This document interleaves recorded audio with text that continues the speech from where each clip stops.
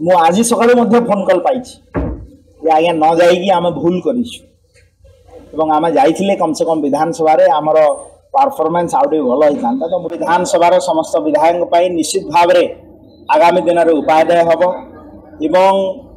विधानसभा नुआ होकरी विधायक हिसाब से आसवा हाउस को आसवा समस्त विधायक मान विशेष उपदेय हो कारण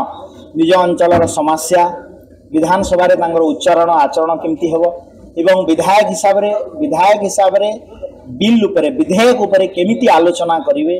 डिपार्टमेंटल लेटर स्टैंडिंग कमिटी रे तांकर भूमिका कौन रहिबो तो ये सबू ज्ञान संस्कार कार्यक्रम रे ज्ञान आहरण कला परे निश्चित भाव में आप देखिए आगामी दिन सत्र गुड़ारे विधानसभा रे आमर विधायक माने भल परफॉर्म करेंगे एवं ई कार्यक्रम समस्त को एक प्रेरणादायी कार्यक्रम हम यहाँ ही कार्यक्रम मुख्य उद्देश्य निश्चित भाव में आम तो पार्टी लाइन रु ऊर्धरे जाइकिर ही एटा हाउस ऑर्गेनाइज करथिला एवं माननीय honourable speaker of the house ही ये कार्यक्रम को इनविटेशन देथिले एवं आमे तो दलमत निर्वाचन समस्त को इनविटेशन देथिलु किंतु दुर्भाग्यर कथा या को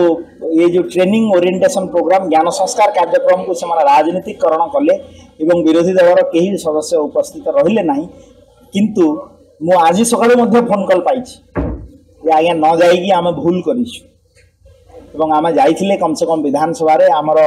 परफॉर्मेंस आउटे भल होता तो निश्चित भाव में आम अनुरोध करी जे आगामी दिन में जी भी भाया कार्यक्रम हम विरोधी दल समस्त विधायक इतने जोग दिंतु एवं पार्लियामेंट्री डेमोक्रेसी रे निजर परफॉर्मेंस को बढ़ावा ये ओरिएंटेशन कार्यक्रम सबुथु लाभदायक एवं उपादेय हो आम देखो 20 तारीख रू विधानसभा आरंभ हम ये 20 तारीख रे departmental letter standing committee report सब ले हेब एवं आमे सरकारी दल प्रस्तुत अच्छा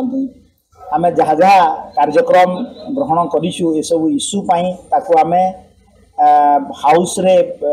एड्रेस करने एवं सरकारी दल सब बेले प्रस्तुत अच्छी विरोधी को आम अनुरोध करी जे हाउस को बंद न करी हाउस को डिस्टर्बेंस न करी आलोचना आसतु आम सबु बेले प्रस्तुत अच्छु हाउस रे राज्यर स्वार्थ संबलित समस्त इश्यू को आलोचना करने।